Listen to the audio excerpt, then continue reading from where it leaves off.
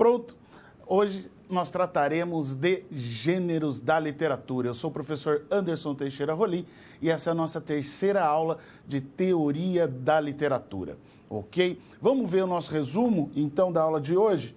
O tema é gêneros literários, conceito e estrutura, e o resumo da aula é os gêneros literários, conceito e estrutura, talvez a mais difícil tarefa de compreensão por se tratar de um conceito flutuante. Vejam só, já está uma das chaves da compreensão aqui dos gêneros literários, características e transformações ao longo dos anos. As palavras-chave são conceito de gênero, problemática dos gêneros e características dos gêneros. Então, o que move a gente separar a literatura em pequenas caixinhas onde a gente vai colocando poesia, conto, crônica, novela, romance, que são gêneros comuns hoje na atualidade, mas que não existiram durante toda a evolução da literatura, né, durante toda a história da literatura, mas que são gêneros muito peculiares, alguns mais parecidos entre si, mas não é sempre fácil definir, por exemplo, o que é uma novela, o que é um romance, o que é um conto e o que é um romance. E é isso que a gente vai tratar na aula de hoje. Vamos lá para o quadro para ver as questões que motivam a nossa aula, o convite ao estudo. O que é um gênero literário e como eles surgiram? Qual a diferença entre os gêneros literários? Eles são em quantidade definida? Existe um número definido de gêneros, né? A gente trabalha sempre com o mesmo tipo de gênero. O gênero literário pode ser imutável. Imutável aqui é no sentido de fixo mesmo, né? A gente está falando de algo que não muda. Será que o gênero não muda? Quando a gente está falando de uma epopeia, muda? O que determina um gênero? O que faz um conto ser um conto? O que faz um romance ser um romance? A época, o período, o autor, o leitor, o tema, a estrutura, o texto propriamente. O que faz um gênero ser gênero? O que faz um texto pertencer a determinado gênero? Essas perguntas, elas motivam de fato esse nosso caminho. E aí é preciso perceber que não necessariamente a gente vai estar falando de todas as obras possíveis, mas de um certo modo, sim, porque, como vocês perceberão, os gêneros são resultado próprio da observação, da caracterização, da análise, da literatura. E isso faz com que os gêneros sejam muito importantes para nós, que somos professores de língua portuguesa e de literatura. E é nesse sentido que essa aula se move. Vamos lá para o quadro para a gente, então, continuar o nosso conhecimento. Agora, lembrando que na aula passada nós já trouxemos alguns elementos, né, os conhecimentos prévios necessários para essa aula. Quando pensamos em teoria da literatura, temos que entender que se trata fundamentalmente de uma construção dialógica de ideias, portanto, uma construção em diálogo. Essa construção não é um monólogo, não é uma lei, não é uma regra, ela é um diálogo. Não existem verdades nem mentiras. Todas as verdades são meias verdades e as mentiras também são meias mentiras. A verdade de uma teoria é passageira e momentânea. A literatura e a teoria literária, portanto, são ligadas à arte, né? A literatura é propriamente a arte escrita. E assim, a arte muda e com ela os modos de pensar a arte também mudam. Porque a arte vai mudar e a gente vai continuar pensando como os gregos, como os romanos, como os renascentistas? Não. Mesmo que lentamente, a literatura, a arte, a teoria, o modo de pensar a arte muda. O texto deve ser sempre o nosso ponto de partida para análise e não a teoria. Isso parece ser um chute no pé, uma vez que a gente está falando numa aula de teoria da literatura, mas essa é a verdade e essa não é uma meia-verdade. É o texto que manda e não a teoria. Situação geradora de aprendizagem. Essa é a nossa terceira aula de teoria da literatura. Nela tratamos da questão da definição do conceito de gênero literário.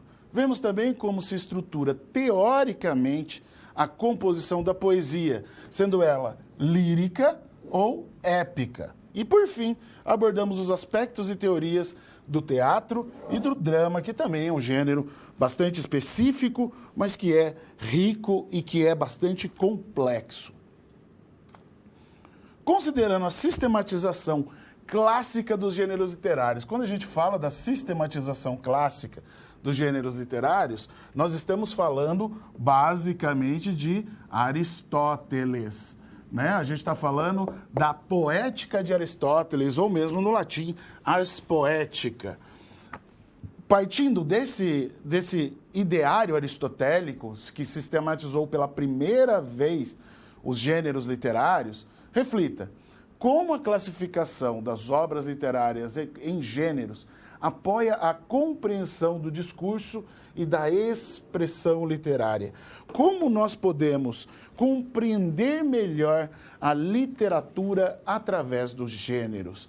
Portanto, é preciso lembrar que estamos falando de uma literatura que é muito, muito diversa, né? A gente sabe, vocês já sabem, tendo contato com os materiais do curso, com a experiência prévia acerca da própria leitura, né? Ou mesmo no ensino médio, com as leituras obrigatórias, que nós estamos falando de algo que é bastante variável, bastante complexo e que, por isso mesmo, merece a nossa atenção. Será que é possível definir todo o texto dentro dessas caixas, né? E essas caixas, o primeiro a pensá-las foi Aristóteles, né? Nesse texto que é fundamental, o Ars Poética, né? Onde ele divide os 3 gêneros clássicos, a épica, a lírica e o drama, né? O teatro propriamente. Mas esses eram gêneros que existiam na Grécia e que depois foram cultivados brilhantemente pelos romanos. Mas a gente não tem hoje muita épica, por exemplo, né? Ainda que tenhamos lírica e tenhamos teatro, a épica é um modelo, né? Um gênero que acabou ficando mais para o passado, de fato, em 2 momentos, né? Na Antiguidade Clássica e no Renascimento, que é propriamente uma recuperação histórica desses valores e modelos da Antiguidade Clássica. Ok? Então, tratar de gêneros é tratar também de toda uma tradição de leitura e sistematização da literatura. Falando de Aristóteles no começo, já evidencia que a gente vai tratar de muita coisa nessa nossa aula. Então, a gente vai para a primeira cápsula e a gente volta já já para a situação problema 1. Olá! Você já pensou no dia a dia da carreira que você escolheu seguir? Bom, para ter uma ideia dos desafios da sua área, agora você vai procurar soluções para situações problema. Para prosseguir, primeiro é necessário ter estudado e finalizado a sua pré-aula, já que é nela que você encontra os conceitos e as teorias da disciplina. Feito isso, você vai conhecer a sua primeira SP e vai identificar onde a situação se passa, quais agentes estão envolvidos e quais são os recursos disponíveis. Com essas informações, você vai problematizar o contexto apresentado para então solucionar o desafio. Preparado para começar a SP1? Então, boa sorte e até mais!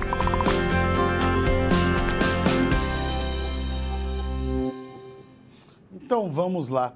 Lembrando que esse conteúdo no livro da disciplina está entre as páginas 135 e 204. Para aqueles que já leram, sabem do que eu estou falando. Vamos lá para o quadro para começar a nossa situação problema 1. Nós temos aqui, portanto, algumas questões que movem o tratamento desse conteúdo. Primeiro, a literatura é ruim por não se adequar à teoria do gênero?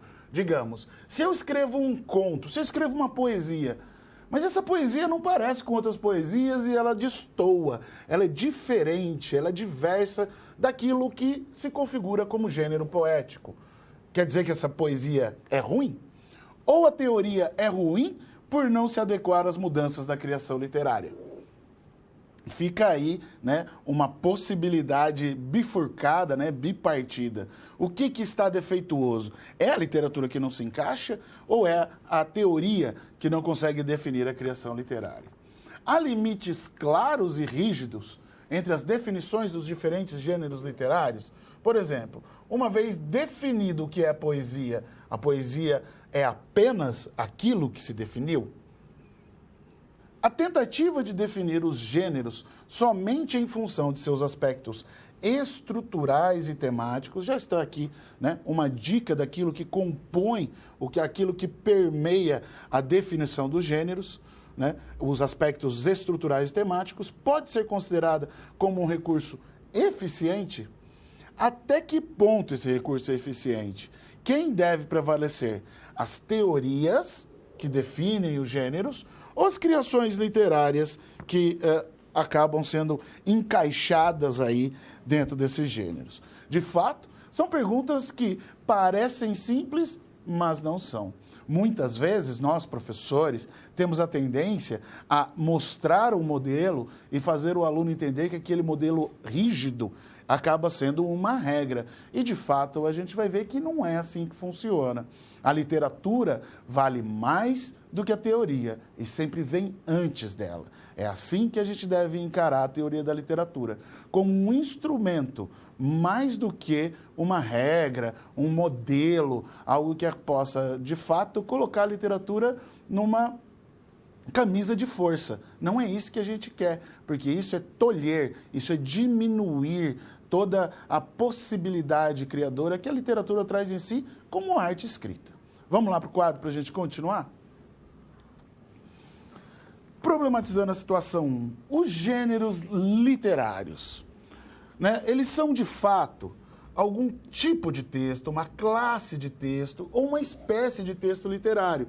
Lembrando que toda vez que o adjetivo literário aparece aqui, nós não estamos falando dos gêneros textuais comuns. Nós não estamos falando de narração, dissertação e de descrição. Falamos aqui da arte literária e partimos de uma configuração dos gêneros que existia já na Grécia Antiga, mas não nos prendemos a ela. Os gêneros reúnem na mesma categoria obras com atributos semelhantes. Lembre-se, quando a gente fala de uma poesia, eu vou declamar uma poesia, o que a gente espera? Versos que rimam, normalmente um tema que trata do eu, do sentimento, do estar no mundo, ok? Esse é só um exemplo de como essas categorias são caracterizadas por esses atributos, por essas características semelhantes. Os gêneros tradicionalmente eram classificados, né, por lírico, épico e dramático, e é a divisão que eu falei para vocês que está na Poética de Aristóteles, e é, portanto, uma divisão clássica. Apesar de sua genealogia histórica longa, a teoria dos gêneros não foi ainda resolvida pela crítica. Eu penso que nunca será. A multiplicidade de nomes que os gêneros assumiu, espécies, tipo, modo, forma, atesta a confusão que cerca este problema crítico. Por que nós não temos uma definição e por que ainda é um problema tratar de gêneros literários? Porque a criação não para. A criação literária nos surpreende dia após dia. Como leitor, e agora não como professor, eu digo para vocês, ainda me assusto, ainda me assombro com textos que não conheço e, de repente, topo com eles, né? Aqueles textos que vêm gratuitamente, que chegam até a gente, às vezes não muito por interesse nosso, mas que nos assombram, justamente porque fogem a determinada regra, fogem a determinado padrão com o qual estamos acostumados. É quase sempre como comer com algum tempero e, de repente, aquele tempero não está um outro e alguma coisa está diferente. Essa comparação com a culinária é muito verdadeira. Sempre pensar que a gente está falando de uma ação humana, né? E, nesse caso, a literatura é uma expressão própria da diversidade humana. E é nesse sentido que a gente não pode entender que a literatura vai se prender sempre aos mesmos padrões. Por isso mesmo, os gêneros, como a gente vê hoje, não são definidos apenas entre lírica, épica e drama. Vamos lá para o quadro para a gente continuar. Acreditar que um gênero se alinha a postulados fixos e rígidos, imutáveis e consagrados pela teoria, é o mesmo que abandonar o percurso científico e partir para o campo do dogma. Lembrando que o pensamento dogmático é um pensamento religioso que implica uma aceitação pela fé. Portanto, não é nada científico, porque não discute os padrões anteriores, porque não se coloca num lugar de rebater, de debater tudo aquilo ali que está em frente de si. É apenas uma aceitação por meio da fé. Portanto, se nós tivéssemos gêneros fixos, rígidos, imutáveis e consagrados, a gente estaria falando de uma teoria que seria dogmática e, portanto, em si, isso já é um paradoxo. A teoria não é dogmática. A teoria dialoga com outras teorias, dialoga com outras áreas do conhecimento, a teoria dialoga com esse grupo de obras com o qual ela trava conhecimento, conceito e, portanto, a teoria não deve ser uma camisa de força para a literatura, travestida, nesse caso, de gênero.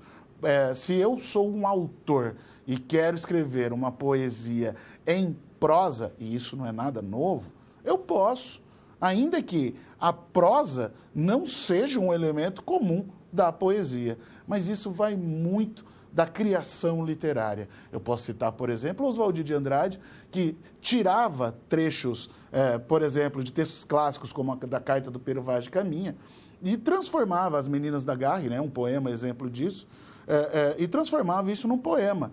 Ele era originalmente prosa. Ele não troca as palavras, ele usa as mesmas palavras. Ele divide essas frases em versos. Está feito o poema, né? Com o título, a gente passa a ter todo um outro modo de ver aquele encontro, né? Lá em 1500, entre o índio e o português. Por quê? Porque a criação literária nos permite essa outra perspectiva. Vamos lá para o quadro para a gente continuar. O primeiro problema que encontramos para adotar as postulações de Platão, Aristóteles e Horácio sobre os gêneros literários na antiguidade é o fato de que eles falavam de uma literatura específica, produzida em sua sociedade. Isso é muito importante. E essa literatura dos gregos não possuía a variedade de manifestações que temos hoje. Não possuía nenhuma parte das manifestações que nós temos hoje. Quando falamos do problema da precedência e posteridade, estivemos pensando nesse aspecto em específico. A literatura evoluiu e a teoria dos gêneros, em escala macroscópica, estagnou-se em função do julgamento de valor dessa origem dos estudos literários. É impossível tratar os textos da atualidade segundo os padrões da Grécia Antiga. Todo o sistema utilizado para o estudo da teoria literária no Ocidente, vejam só, isso é muito importante, porque aqui nós não tratamos dos gêneros do Oriente, que principalmente quando a gente fala de poesia, a gente vai ter uma variedade, uma riqueza incomum, né, para a lírica ocidental. Portanto, falamos aqui da teoria literária no Ocidente. Desde aquela época, embasado pelas ideias de poucos pensadores e não passaram, na maioria das vezes, por questionamentos, reflexões, nem pesquisas profundas. Simplesmente foram aceitas e permaneceram. Aceitas e permaneceram por quê? O que faz uma teoria, um texto crítico, filosófico, de repente se estabelecer como um padrão valorizado? Isso vai variar com o texto, com o autor, por exemplo, Aristóteles. Nem todos os textos de Aristóteles eram conhecidos na Idade Média. Muitos desses textos aristotélicos estavam traduzidos para o árabe e apenas com a invasão da Península Ibérica pelos cristãos a partir do século 8, 9 até o século 12, que é propriamente a Constituição de Portugal e de Espanha como países, né, como estados, né, e aí é o período que a gente chama de Reconquista Cristã da Península Ibérica. É somente a partir desse período que boa parte dos textos de Aristóteles pode ser recuperado e retraduzido para o latim. E aí sim esses textos passam a ser conhecidos na Europa. Então, quando a gente está falando desse conhecimento, é preciso lembrar que historicamente a gente não sabe exatamente em que momento eles passam a ter mais valor. Mas Aristóteles, com certeza, já era muito importante na Idade Média, e na medida em que esses textos são encontrados, eles são automaticamente carimbados com valor. Olha, esse é o texto aristotélico, esse texto é importante. Por quê? Porque é de Aristóteles. Isso faz com que alguns textos permaneçam e outros não. Muito por conta da tradição, muito por conta da história. Portanto, não há um padrão para dizer porque alguns textos ficam e outros se perdem no tempo. O caso de Aristóteles é um caso clássico e é muito importante porque ele é, dentre esses três, Platão, Sócrates e Aristóteles, né? Aristóteles é o mais importante pensador da literatura e dá origem à sistematização da literatura por meio da poética. Vamos lá para o quadro para a gente continuar? Agora, vendo os três gêneros definidos por Aristóteles. O primeiro deles é o gênero épico. É apresentativo, narrativo, pois conta uma história, apresenta fatos. É o gênero das grandes aventuras, dos heróis e das batalhas. Normalmente de grande extensão e complexidade vocabular, né? Seria o cinema dos super-heróis hoje. A épica tem uma natureza muito forte, né? Ela conta histórias de heróis. Modernamente, é o que faz o romance, né? Se a gente pensar no romance hoje, ele é, de um modo torto, um descendente do gênero épico. Agora, o gênero lírico, que é musical e subjetivo. Lembrando que o termo lírico vem daquele instrumento antigo chamado lira, que era formado por, né, pedaços de madeira ou osso mesmo na antiguidade. Parece uma harpa pequena e acompanhava a própria poesia. A poesia e a música apenas se desvinculam, separam uma da outra no século XIV. Até o século XIV, quando a gente fala de música e de poesia, a gente fala da mesma coisa. Basicamente, falamos da lírica, que é musical e subjetiva, canta e embala, fala de si e quase sempre para si mesmo. É suave, tende ao isolamento, porque está preso ao eu. Escrito em versos, menos extenso do que a epopeia, muitas vezes bem menos extenso que a epopeia, e se voltava para dentro do poeta e não para fora. Portanto, está voltado para a própria ideia do sentimento, e não para o mundo ou para a observação dele. O gênero dramático tem suas particularidades, diferente da épica, da lírica, não era necessariamente escrito em verso, apontam para o gênero dramático alguns autores a origem da prosa. O gênero das emoções fortes, do grande público, da multidão. Apela para o público, mobiliza-o, abala-o, envolve-o, passa eletricidade, passa emoções, busca a catarse, a empolgação, a emoção, o aprendizado por assistir. Portanto, quando a gente fala de gênero dramático, nós falamos do teatro, ok? Toda vez que falamos drama, falamos de teatro e não necessariamente aquele drama da sessão, para aqueles que lembram de como era buscar um DVD, uma fita VHS na locadora, não aquela sessão de drama, né, que a gente poderia chamar de dramalhão, que seriam então filmes mais tristes, que contam histórias de amor que não dão certo, etc. Não é isso. Drama, no grego, significa literalmente ação. Portanto, o texto dramático é um texto feito para ser colocado em cena, para ser transformado em ação. Na tragédia, busca-se as lágrimas e na comédia, solta-se as gargalhadas. Essa é uma divisão própria criada por Aristóteles lá na Poética. Acontece que, quando a gente fala de tragédia e de comédia, não necessariamente a gente vai ter um arcabouço muito grande de teoria sobre a comédia. Porque o que sobrou desse texto clássico de Aristóteles, que de fato era de Estagira, né, o Estagirita, Aristóteles fala na sua introdução que vai tratar de dois gêneros, principalmente a tragédia e a comédia. Mas não tem a parte da comédia. A gente não sabe, e como eu disse, a história desses textos clássicos é muito peculiar para cada um. A gente não sabe se esse texto foi inconcluso ou se ele se perdeu na história. O que sobrou para a gente foi a introdução ao texto e, propriamente, o trecho que trata da tragédia, que já é riquíssimo quando a gente pensa na sistematização da literatura e no desenvolvimento da teoria da literatura já na Grécia Antiga. Ok? Vamos lá para o quadro para a gente continuar. Mais tardiamente, no período do classicismo renascentista, portanto, por volta do século XV e XVI, o gênero literário passou a ser concebido como uma entidade substantiva, autônoma e normativa. Normativa por quê?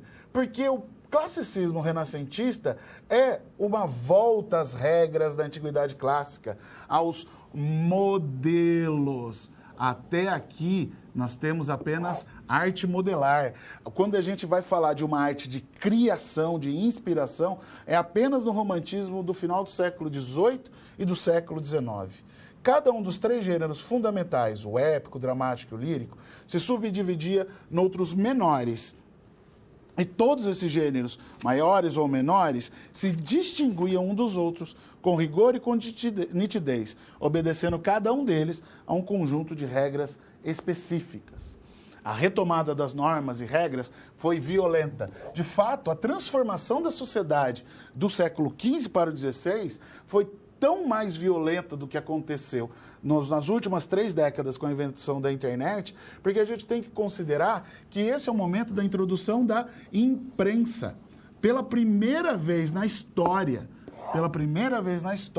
o conhecimento poderia ser distribuído de modo barato, ok? Então, junto disso, essa retomada de normas e regras da antiguidade clássica foi violenta e os gêneros voltaram a ser somente uma realização dependente das estipulações clássicas da antiguidade, e esse movimento afastou mais ainda as teorias novas, realizações artísticas daquele período. Portanto, as realizações artísticas daquele período são avaliadas mais propriamente depois, porque naquele momento havia uma preocupação muito grande com o modelo. Vejam o caso, por exemplo, de Camões, que escreveu a obra máxima da língua portuguesa, Os Lusíadas. Os Lusíadas é uma epopeia no modelo clássico greco-latino. Assim como Dante Alighieri faz na Itália, o Camões faz em Portugal uma epopeia que recupera esses modelos e traz os elementos do seu momento para aquela realidade. No caso de Camões, obviamente, tratando da viagem de Vasco da Gama às Índias, mas colocando elementos da mitologia cristã ao lado de elementos da mitologia grega. O modelo está em Virgílio. O modelo é a Odisseia. Para aqueles que leram a Odisseia e para aqueles que leram os Lusíadas, é muito fácil reconhecer. Não por conta apenas da estrutura, mas as escolhas vocabulares são notórias. Portanto, o modelo era mais importante do que a criação. Mas como a gente está falando de um autor máximo, Luiz Vaz de Camões, o modelo não conseguia aprender toda a criatividade, todo o conhecimento e diversidade que os Lusíadas mostram. Eu gosto sempre de provocar os meus alunos de ensino médio dizendo que eu entrego Lusíadas para vocês, vocês usam a internet e não necessariamente vão saber de tudo que ele está falando. É um texto extremamente complexo e que, admirem, pasmem, foi escrito sem nenhuma biblioteca, apenas com o que ele conhecia. Vamos lá para o quadro para a gente continuar. O século XIX, aí já falando do romantismo, serviu como um novo olhar para a teoria da literatura e para a questão dos gêneros, pois cessou a luta contra a multiplicidade e a mistura dos gêneros. Ou seja, até o arcadismo, no nosso caso, na nossa linha do tempo, até o arcadismo, essa multiplicidade, essa mistura de gêneros era muito mal vista. Portanto, quanto mais ligado e quanto mais próximo do modelo greco-latino, melhor era a poesia. Foi nesse século que eclodiu a mudança eminente, inevitável que os teóricos tentavam segurar, como se fossem donos da própria natureza das coisas. 2 são considerados os grandes nomes da teoria dos gêneros no século XIX. Primeiro, o francês Ferdinand Brunetière e depois o italiano Benedetto Croce. Ambos têm mérito de refutar a leitura teórica criada na Antiguidade e retomada no Renascimento. Suas teorias preocupam-se mais com o texto do que com a própria teoria. E é esse o nosso ponto, buscar imanência. Imanência é quando a gente está falando daquilo que é próprio do texto. É quando nós falamos de algo que o texto mostra e não nós tentamos encaixar, né, digamos, uma maçã numa forminha de gelo. É isso que é forçar a teoria dentro de um texto. O contrário é mais verdadeiro. Buscar uma forma que caiba essa maçã, que seja adequada a ela. Por isso, a teoria sempre vem depois do texto literário. É aquilo que o texto tem de característico, que vai mostrar como a teoria e como o gênero deve se comportar. Vamos lá para o quadro para a gente continuar? Primeiro, Brunetière teorizou sobre a evolução dos gêneros, ou seja, o rompimento com a crença de que o gênero deveria ser eterno e imutável. Justamente por se pautar na teoria da evolução das espécies de Darwin, ele inova com a ideia de que um gênero pode evoluir e a teoria deve acompanhar esse movimento, e eu concordo com Brunetière nesse conceito. Benedetto Croce acreditava na aplicabilidade e utilidade da teoria dos gêneros, mas como fonte libertadora. A literatura é mais do que somente gênero. A teoria dos gêneros é instrumento necessário para o estudo da literatura, mas não o cerne do estudo da literatura, não é o principal a ser observado. Ela é uma ferramenta que ajuda demais a gente compreender a literatura, mas a literatura não é apenas o gênero. Portanto, e aí já resolvendo a situação problema, a teoria serve como um suporte para o entendimento da arte. Ela nasceu como um apêndice, como um mal necessário para a tentativa de compreensão didática da representação artística. É sempre a arte que demanda uma interpretação e não o contrário. Não é a teoria que exige que a arte exista para ser interpretada. E a literatura não pode fugir da influência teórica que a precede. Mas, acima de tudo, não tem obrigação de seguir rigidamente as postulações teóricas como uma garantia de sucesso ou qualidade. O valor é encontrado depois da escrita e nunca antes. Se a teoria fosse tão necessária para garantir a qualidade da obra literária, então todos os escritores teriam que ser profundos conhecedores das teorias. De fato, todos os escritores seriam teóricos, e aí a gente não estaria falando de criatividade, a gente não estaria falando de criação artística, mas mais propriamente estaríamos falando de filosofia, né? A ideia de que todos os autores seriam filósofos, estariam presos a determinados modos de ver o mundo. Ainda assim, e é uma maldade minha com a filosofia, que também é tão libertária, né? A filosofia se adapta ao seu tempo, se adapta às maneiras de ver, mas de qualquer modo a comparação fica aí. A literatura tem uma preocupação que é diferente da filosofia. Ela não tenta explicar nada, e é essa a intenção da arte, né? Não é explicar a vida, não é... A arte tem outra intenção, que é ser arte. Essa é a principal intenção da arte, ok? E aqui nós fechamos a situação problema 1. Vamos então para a cápsula que vai levar à situação problema 2. Vamos lá. E aí, conseguiu encontrar uma solução satisfatória para a SP1? Como você pôde notar, o desafio apresentado tem como base situações comuns da realidade de mercado. Eles são elaborados a partir de informações de empresas, experiência dos professores e acontecimentos do cotidiano. Isso significa que antes mesmo de você se formar, além de todo o conhecimento teórico, você já está em contato com a realidade do seu futuro profissional. Ah, e caso surja alguma dúvida, acesse o fórum e envie a sua pergunta, ok? Confere agora a SP2.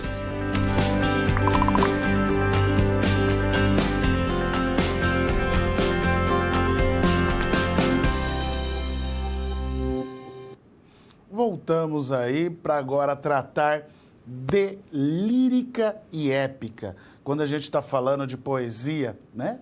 Tanto a épica quanto a lírica são tipos de poesia, são gêneros da poesia. Porque a poesia, como a gente chama hoje, né, é essa forma de se expressar de modo escrito, mas que os namorados sempre buscam uma maneira de utilizar, né, como ferramenta nas disputas de amor, né, e também ganha uma força na declamação, portanto, na oralidade. Para aqueles que estavam perguntando, mas a literatura oral é literatura? Né? Se ela tem esse efeito, ela é tão literatura quanto a literatura que está escrita. Pensem na poesia, que nasce música, passa para texto, mas que busca sempre meios de voltar para a oralidade. E ela se realiza, não apenas na leitura, mas na declamação também. Tratar de poesia é sempre um privilégio. Vamos lá para o quadro para a gente poder falar um pouco da épica e da lírica. O surgimento de ambos gêneros e teóricos parece misturar-se na história e a investigação desse campo teórico tornou-se cada vez mais problemática. Não estaria o autor teorizando durante o momento da estruturação e estudo da construção do seu próprio texto literário?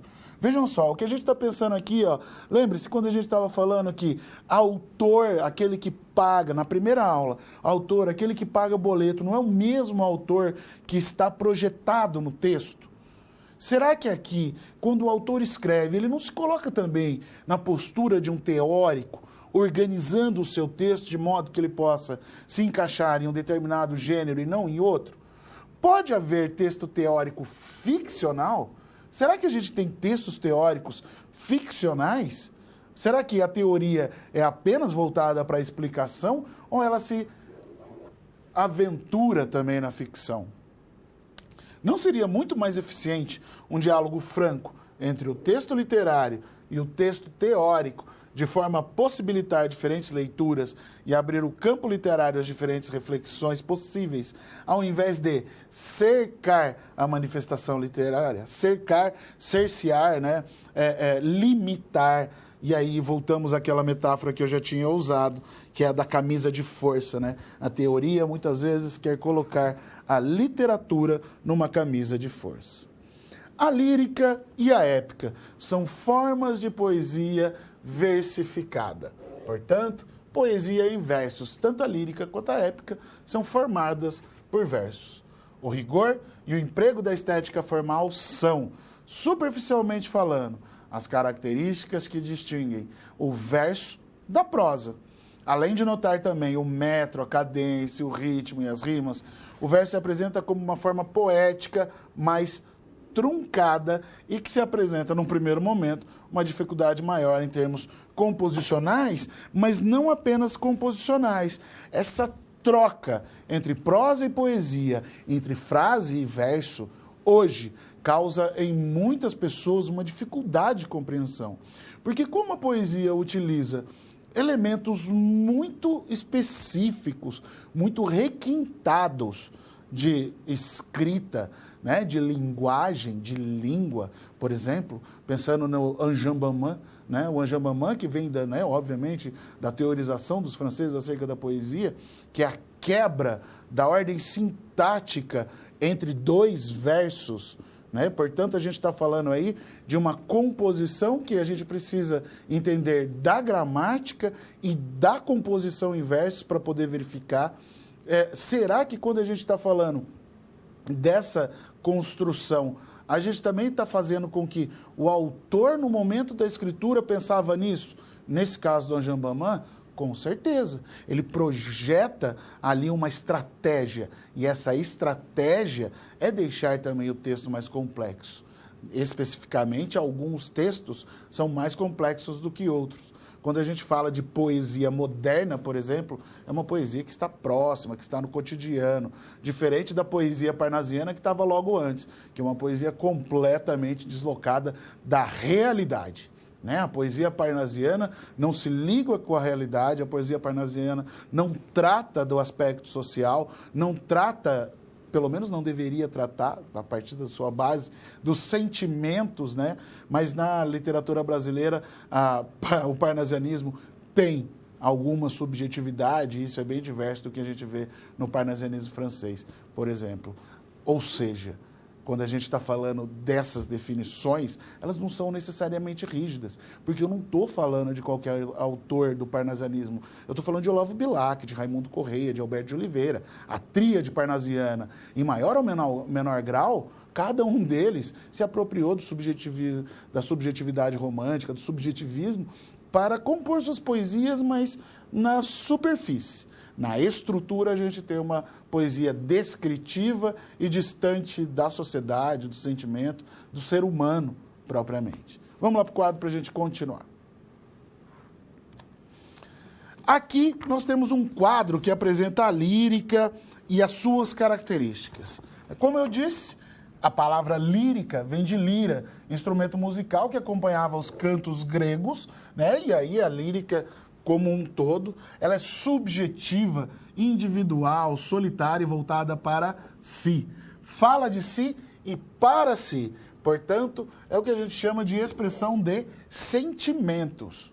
No geral, a lírica tem curta extensão.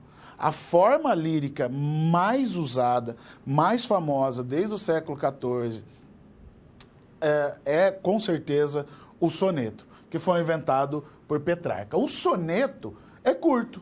O soneto tem, na sua regra padrão, 14 versos. Portanto, é um texto bem curto. A lírica, por fim, é egocêntrica, pois está voltada para o ego, para o eu, né? Lembrando que ego é eu.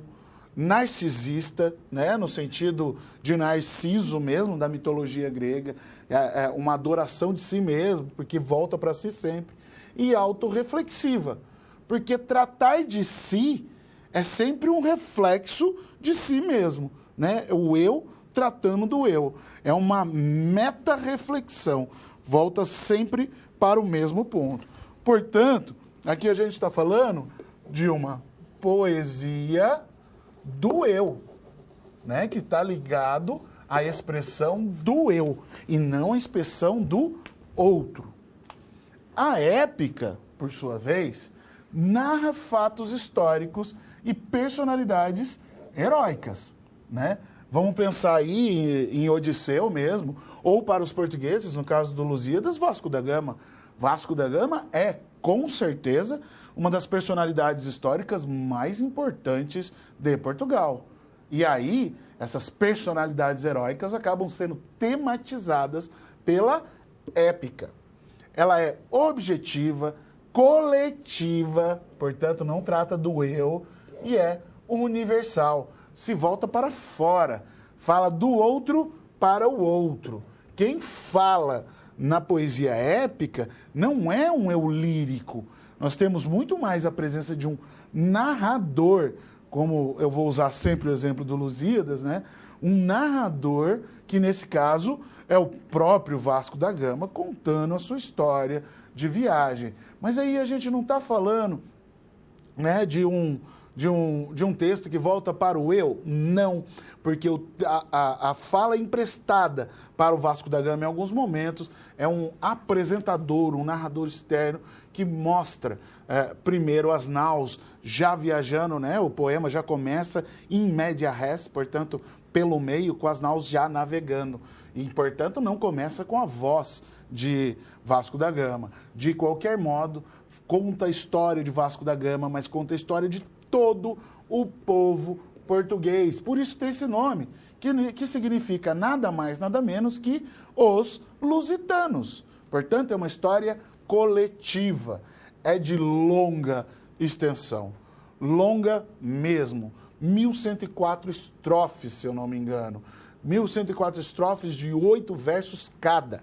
A gente está falando de um livro dividido em 10 cantos. Um belíssimo livro dividido em 10 cantos. Mas é um livro longo, extenso, mas que é delicioso de ler.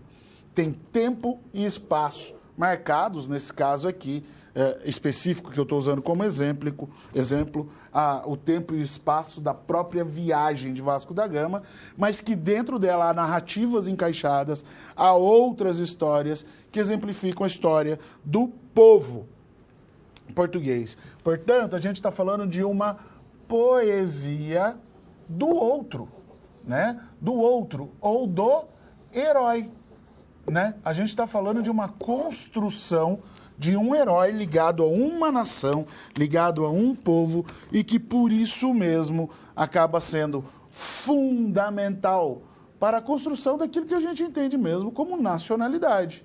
Os Lusíadas é fundamental para a construção de uma nacionalidade rica, pujante, do século de ouro de Portugal, que é o século XVI, por conta das grandes navegações. Vamos lá para o quadro para a gente ver características agora da épica e da lírica. De fato, aqui nós vamos ver, então, primeiro as formas épicas de expressão, né? Dentro da épica, a gente tem algumas divisões também. Essas divisões, assim como a gente tem visto, elas são também mutáveis. Não necessariamente epopeia e poema épico são distintos. Muitas vezes, alguns teóricos utilizam como sinônimo, diferente de poemeto, que é uma categoria realmente inseparada. A epopeia aqui, nós caracterizaremos como uma narrativa longa, histórica, nacional, olha o exemplo do Lusíadas aí, grandiosa, impessoal e heróica. Heróica mesmo. Pensem que no caso específico da viagem de Vasco da Gama, os portugueses já estavam há mais de 70 anos conquistando territórios e não conseguiam chegar ao seu objetivo. Portanto, é um longo período, é uma conquista grandiosa e é de todo um povo, não é apenas de uma pessoa. O poema épico, por sua vez, narra um fato histórico menos grandioso e mais particular. Entraria aqui, por exemplo, a história da Divina Comédia, né? E aí a gente está falando de toda uma viagem, né? Pelo inferno, pelo purgatório e finalmente pelo céu, onde o poeta Dante Alighieri encontraria a sua amada Beatriz, né? É uma busca por sua amada que morre, né? E ele transita por esses espaços levado nada mais, nada menos do que por Virgílio, né? Lembrem-se que a gente estava falando do modelo de Camões, e isso acontece também no Dante Alighieri, mas, de qualquer modo, é menos grandioso do que a história de todo o povo italiano, e é, acima de tudo, mais particular. E, por fim, o poemeto, que é menos extenso e de um assunto de menor relevância, menos histórico e mais pessoal. E aí a gente vai estar falando mesmo de uma diminuição, quase um resumo, né, da epopeia. Agora, eu preciso, antes, né, de explicar, eu preciso fazer uma correção aqui. Aqui são formas líricas de expressão, ok? Não são formas épicas. Aqui nós falamos de formas líricas. Como eu disse, o soneto, o mais tradicional de todos, inventado no século XIV, naquele mesmo momento em que a poesia se separava da música, né? Porque na Idade Média ela mantém esse padrão, e que música e poesia é a mesma coisa.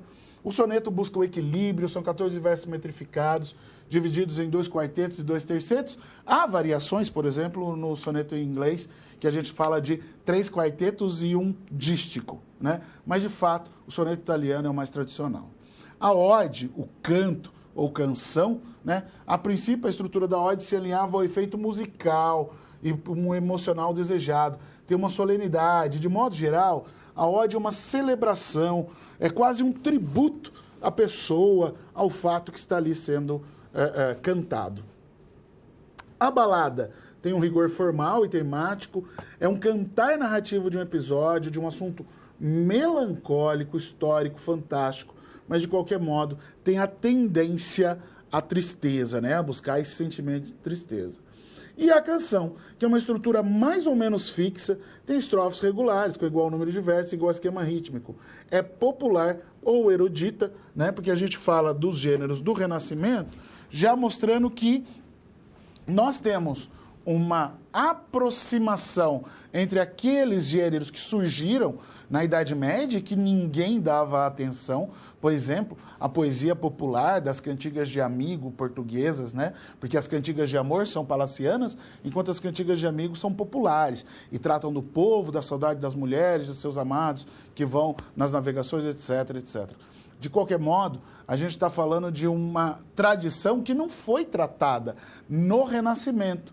E o Renascimento é essa recuperação dos modelos clássicos da Antiguidade. Mas na medida em que evolui esse tratamento, entra em choque mesmo esses dois universos. Esse universo palaciano, clássico, tradicional, e um universo popularesco, né, que incluiria aí também as novelas de cavalaria. Ok? Vamos lá para o quadro para a gente continuar. O movimento de estudos dos gêneros literários, como hoje se vê na prática, constitui um percurso clássico que leva o pesquisador do texto teórico para o texto literário. Um dos problemas desse método, desse percurso, está no fato de que a maioria dos pesquisadores que o seguem sempre tentam enquadrar as produções literárias e postulações teóricas que mais se aproximam daqueles elementos que visam estudar, ou seja, uma facilitação. E, no entanto, alguns textos literários não se deixam se classificar tão facilmente em teorias pré-estabelecidas. E, na verdade, muitas dessas teorias são desenvolvidas com base em um texto ou uma restrita porção de textos que são anteriores ou contemporâneos à teoria. Portanto, a teoria trata do texto escrito e não de possibilidades futuras, ok? Ela só pode tratar daquilo que já foi escrito. Apesar de existir esse caminho descrito até agora, da teoria para o texto, a melhor forma de tratamento da pesquisa em literatura é o conhecimento íntimo da obra literária e a proposição de prolemas que existem em sua composição, ou seja, aquilo que eu venho apontando, imanência. O texto tem elementos imanentes que pertencem a ele mesmo. Partindo do problema já definido, só resta ao pesquisador procurar quais os melhores expoentes de teoria que se aproximam dos temas escolhidos para estudar o problema proposto. No campo da pesquisa literária, quem dita as regras é sempre o texto literário. A teoria é útil ou não, mas não tem o poder de modificar a natureza da criação poética. Porque a criação poética, ela não tem nenhuma preocupação com o que a teoria vai pensar dela. A verdade é essa. Quando a gente fala da arte, não existe uma preocupação da arte em se adequar a determinados modelos. A verdadeira arte é libertária, é liberta, é livre e que por isso mesmo ela é o que é, queira a teoria da literatura ou não, né? Então a teoria ela sempre vem para ajudar a entender o texto, mas é o texto que vai dizer que qual teoria é mais adequada. Digamos, a explicitação dos gêneros, a de ler determinado gênero, uma peça teatral, um romance, um conto, uma poesia, todos eles podem ser explicados a depender do seu tratamento temático.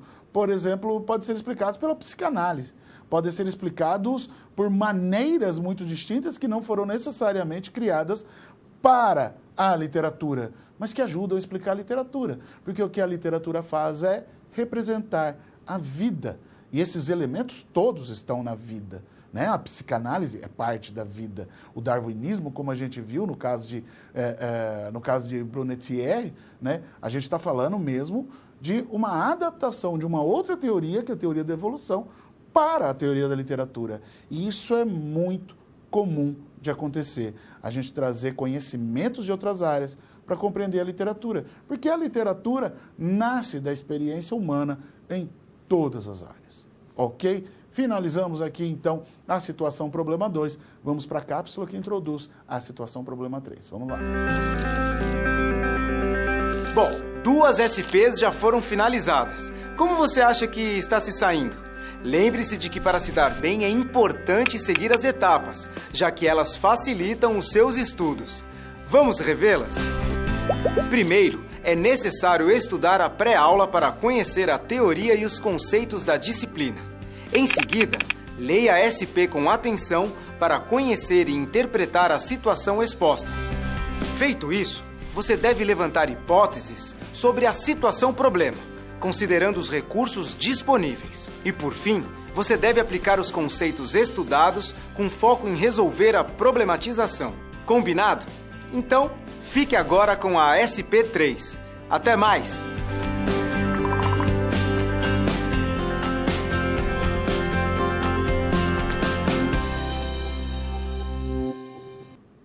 Voltamos aí agora para tratar da situação problema 3. Vamos lá para o quadro para a gente ver qual é a situação problema. Primeiro, essas questões que nos guiam, então, poesia, prosa e drama são tão distantes entre si, como defende a teoria clássica, né? Vejam aqui que a gente já não está mais falando de lírica, seria a poesia, a épica e o teatro dramático, né? Então aqui já temos nomes, nós temos termos que nós utilizamos na atualidade. Poesia, prosa e drama são tão distantes entre si, como defende a teoria clássica. Não se pode compreender a prosa romanesca, né? A prosa do romantismo, como evolução da didascália no momento descritivo do texto. Para quem não lembra o que é didascália, didascália são aquelas rubricas, né? São aqueles elementos textuais que no texto dramático indicam como deve ser executada determinada ação. Por exemplo, está lá a fala de determinado personagem e antes da fala aparece uma indicação gritando. Portanto, o ator, na hora da encenação, deve utilizar aquele texto gritando. Didascália seria, então, essa explicação que está em volta das falas e, portanto, o romance seria uma evolução das rubricas, das didascálias, né? Seria isso. A extensão do verso poético ao longo da história não aponta para um rompimento com os padrões fixos e a busca por uma forma de escrita que melhor representasse o fluxo de pensamento e a descrição no espaço-tempo. Será que, quando a gente está falando desses padrões, não é uma adaptação desses padrões à realidade em que eles se inserem? Será que essa criação de gêneros literários é mesmo um fruto da teoria ou da literatura? Onde que nasce o gênero, né? E aí, mais propriamente, pensar no drama nos ajuda a entender esses dilemas. Vamos lá para o quadro para a gente continuar. Primeiro, então, o drama. É um texto escrito em versos ou prosa para serem encenados. Primeira coisa é verso ou prosa. Quando a gente define o que é épica, o que é lírica, né, a gente está falando de verso. Quando a gente define o que é prosa, a gente está falando de romance, conto, crônica. Mas aqui, o teatro, o drama, ele pode ser em verso ou em prosa. Não é adaptação, mas uma forma de texto própria e pronta para o palco, pronto para a cena, pronta para ser aquilo que o seu nome traz, ação. Não há distanciamento entre o texto e o leitor que existe nos outros gêneros. O teatro é feito ali e naquele momento diante dos olhos. O texto dramático aparece para o espectador sentado em frente ao palco, em frente aos atores que falam o texto. Mas, professor, a gente não lê o texto dramático também? Lê e a gente cria todos esses mecanismos de compreensão, de projeção e representação para imaginar a cena sendo criada, assim como fazemos com o romance, com o conto. Mas na natureza do texto dramático, ele é sempre feito para o palco, sempre feito para se tornar ação. A sua finalidade é o palco e a interação com o público, visando gerar uma reação imediata. É o gênero das emoções. De fato, quando a gente fala de reação, a reação, o nome grego para isso seria catarse, ou seja, essa reação sentimental diante daquilo que se encena. Mais fácil dizer que, sabe quando você fica muito emocionado por conta de um filme, quando você sente raiva por conta de alguma coisa que você viu num filme, numa novela, esse sentimento, essa reação é parte daquilo que a gente entende por catarse, que seria um modo didático. Portanto, a gente aprende, a gente pensa na própria conduta, muitas vezes muda a conduta por conta de alguma coisa que assistiu. Isso é a catarse, que é explicitada, por exemplo, por Aristóteles.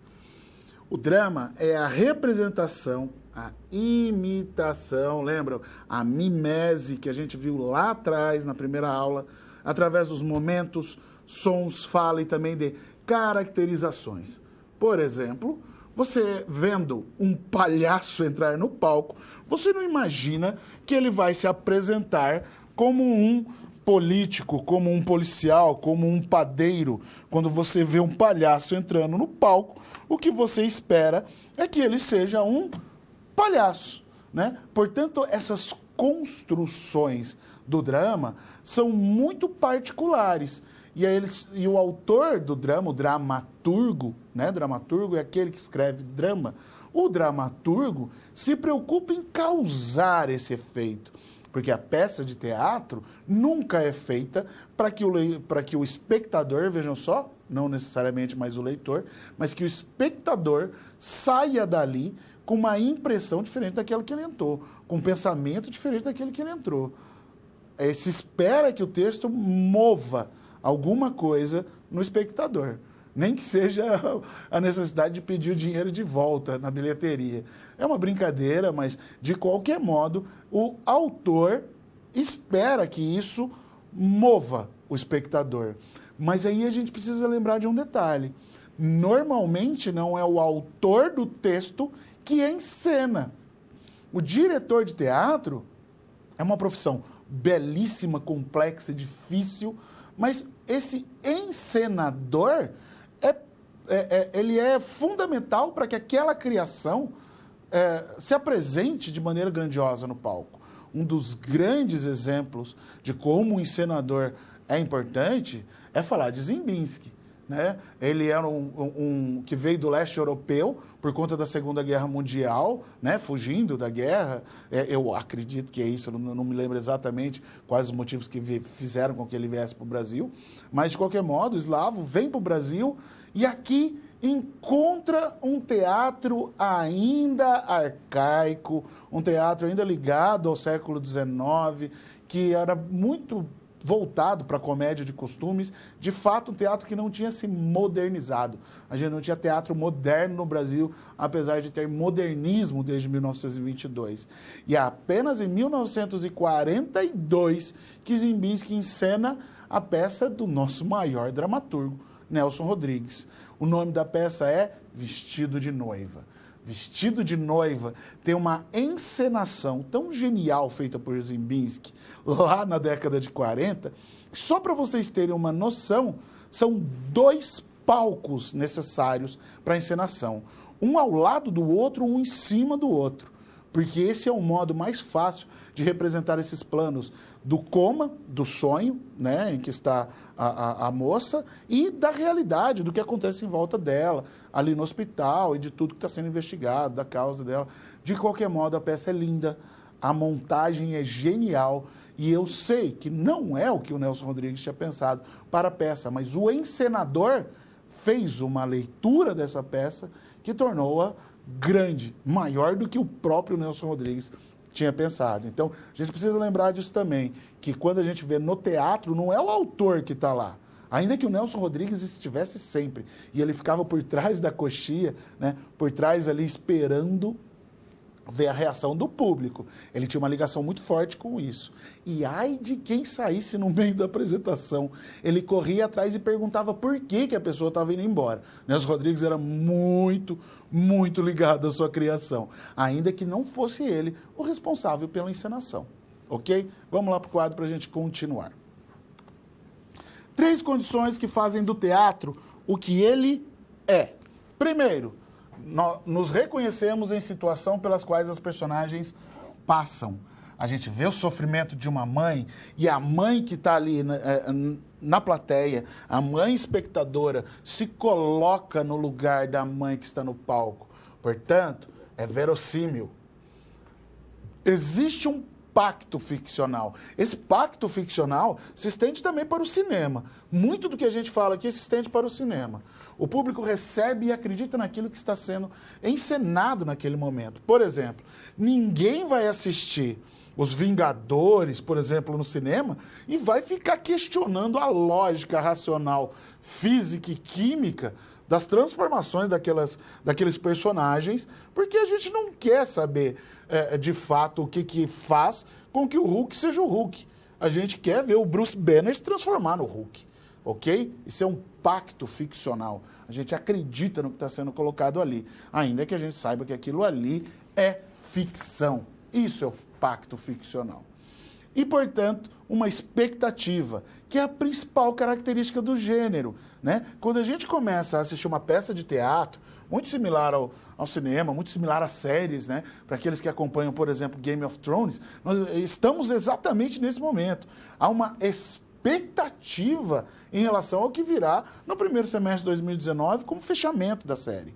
A tensão solucionada no final da obra, não necessariamente, né, se soluciona toda essa tensão, pode sim, a liberdade, a criação artística pode deixar muita coisa sem solução, mas espera-se que exista uma solução para os temas, para os problemas ali encenados. Então, o teatro é esse texto literário muito específico, que é diferente da poesia e que é muito diferente da prosa, porque é feito para uma outra realidade, que não é aquela realidade do texto impresso, é uma realidade do palco, uma realidade de que a gente espera, né? É muito legal ver teatro de rua, é muito legal, mas o espetáculo é algo que faz o teatro diferente, né? Você poder ver um tiro de canhão explodindo a 15 metros de você num palco é impressionante, né? E como tudo acontece ali, muitas vezes é milagroso, a gente não sabe o que está sendo feito.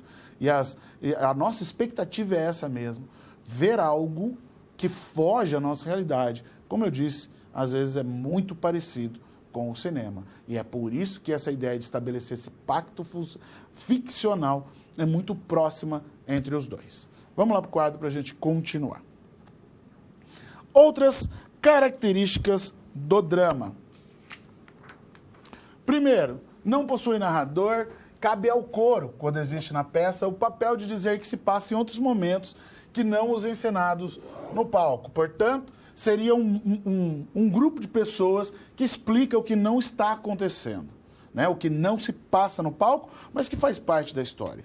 Existem dois níveis de texto: as falas das personagens propriamente ditas e a linguagem não verbal, as didascálias, essas expressões, gestos, entonação de voz, que são indicadas fora do diálogo. Obviamente, a presença e o domínio dos diálogos e a presença de rubricas ou didascálias, né, explicações do que deve ser encenado.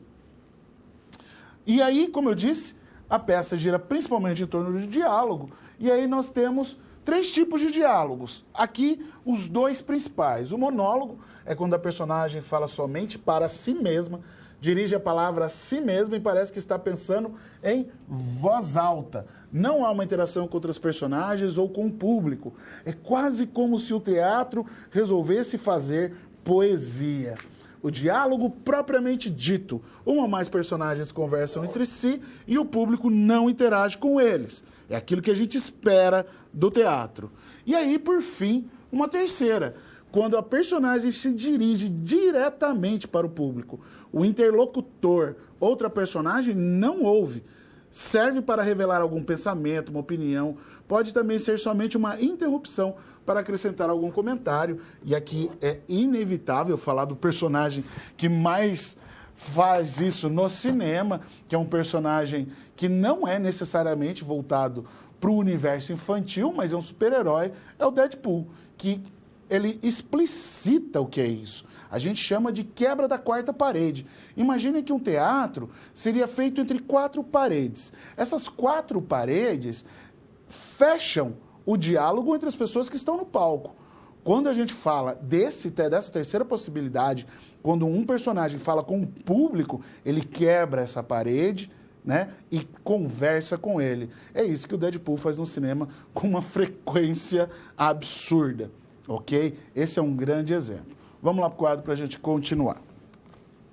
Apesar dessa postura teórica canônica, o que podemos observar é que a literatura não se deixa enquadrar através de leituras obsoletas e sua própria criação vai selecionando novos meios pelos quais deseja ser lida, pesquisada e interpretada. Ou seja, não adianta falar, eu sou teórico e agora vai ser assim. A literatura, a arte não liga para o que o teórico pensa, muito menos algum teórico que pense desse modo, ok? Nem todas as situações dramáticas se encaixam nesse modelo. Nem todas as situações dramáticas se encaixam nos modelos previstos pela teoria. Muito menos uma teoria que tenta enquadrar, que tenta travar, que tenta cercear a criação. Os gregos não se consideravam os pais criadores da cultura, do pensamento e da literatura ocidental. Eu acredito que os gregos nem se viam como gregos, né? Primeiro eles se viam como espartanos, estagiritas e por aí vai. Eram cidades-estados que compunham o que a gente chama de Grécia Antiga, ok? Eles nem se viam como iguais, mas principalmente não se viam como a origem da sociedade ocidental. Eles simplesmente criaram, sem a preocupação com seus precedentes. Eles faziam aquilo que a gente entende como arte. A preocupação com padrões e qualidade de escrita surgiu apenas depois disso, portanto, com seus subsequentes. De certo modo, é muito fácil apontar que estamos falando, portanto, de imanência. É o texto que molda a teoria, nunca o contrário. Não adianta escolher uma teoria e falar, eu vou analisar essa obra desse modo. E aí nenhum dos elementos que você espera que tenha estão no texto. Porque a teoria literária, ela é uma coisa que não é livre, diferente da literatura, que é plenamente livre, imanente, e são esses elementos do texto que devem ditar qual a teoria que melhor se enquadra e que é o melhor instrumento para leitura, interpretação e compreensão da teoria da obra literária. Ok? Fechamos aqui a situação problema 3. Vamos lá para a quarta cápsula dessa aula. Bom, chegamos ao final da nossa aula. E depois de concluir todas as SPs, é hora de você refletir sobre tudo que aprendeu com os desafios. Vamos lá? Primeiro, ficou claro que o conhecimento vem ao fazer uso do material didático disponível no ambiente virtual do aluno. Isso inclui fazer a pré-aula, assistir aos vídeos, ler os textos e acessar as web-aulas. E depois de compreender os conceitos da disciplina, você aprendeu como aplicar os fundamentos aprendidos em situações similares às da realidade do mercado de trabalho. Tudo isso faz de você um aluno proativo e mais capacitado para exercer a sua profissão, o que te coloca passos à frente na hora de ter sucesso profissional. Mas não acabou, você ainda tem a sua pós-aula para acessar, não vai esquecer, hein? Cada parte do processo é essencial para a sua aprendizagem. Respeite todas as etapas, ok? Bons estudos! Tchau!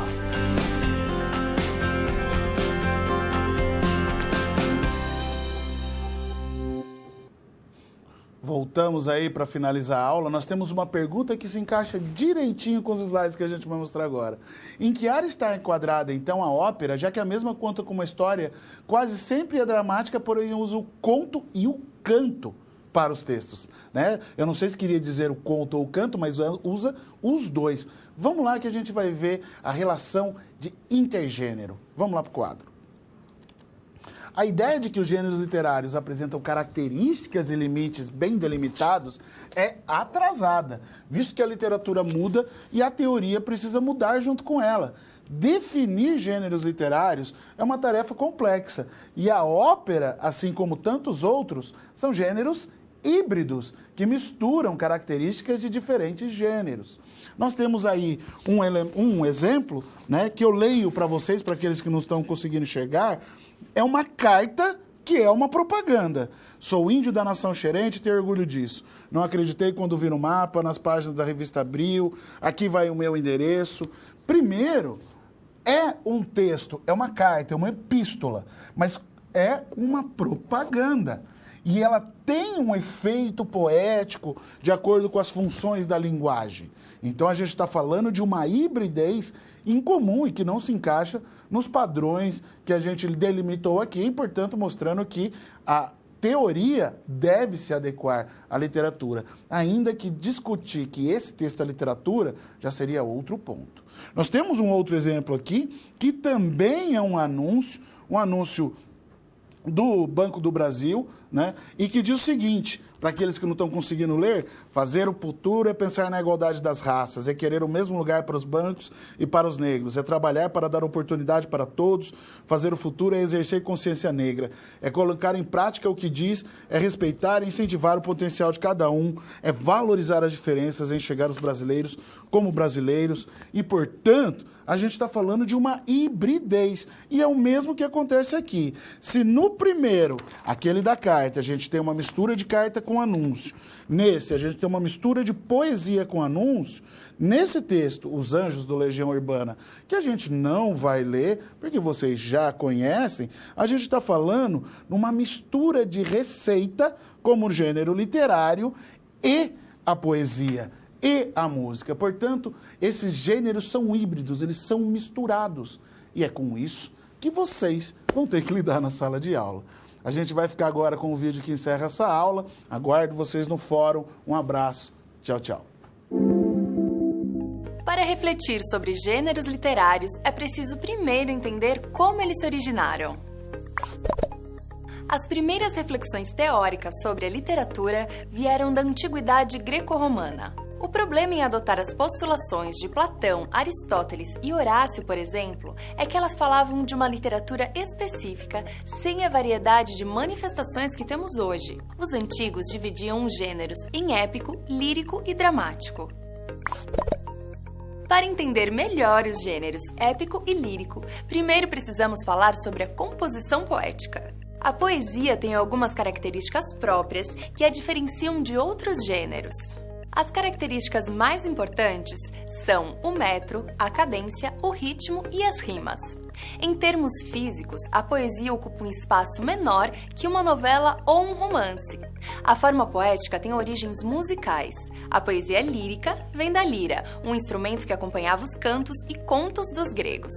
Devemos ter em mente que a poesia era composta para ser cantada e, por isso, era acompanhada de música. Essa forma de poesia se caracteriza por ser individual e subjetiva. O poeta fala de si e para si. Quando ele olha para fora, é somente em busca de elementos que o levem a se concentrar ainda mais em si próprio. Já o poeta épico é o poeta da ação.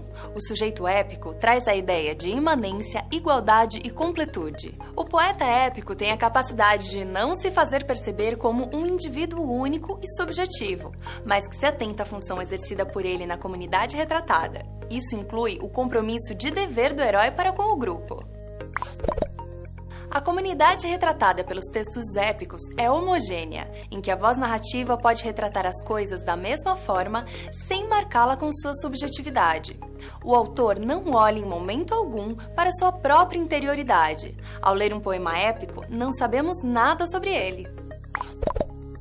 Por fim, falemos do drama, uma forma de expressão que também teve seu início com os gregos. Esse é um gênero que pressupõe a interação com o público. Sua finalidade última é o palco, onde deve gerar algum tipo de reação nesse público no momento exato da apresentação. Se há um gênero mais próximo das emoções, esse é o texto dramático. Por ser criado para ser representado, não há o distanciamento entre o texto e o leitor, como há em outros gêneros. Para que haja interação com o público, o texto pressupõe um espetáculo, uma apresentação. Contos e romances podem ser representados no palco, mas necessitam de adaptações. O texto dramático já nasce com a indicação de como atingir o espectador. Por outro lado, sua finalidade cênica traz delimitações de espaço e tempo que podem até mesmo colaborar para impressionar o público. Falamos um pouco sobre gêneros literários, mas há muito mais para ser estudado. Portanto, mãos à obra! Obrigada e até a próxima!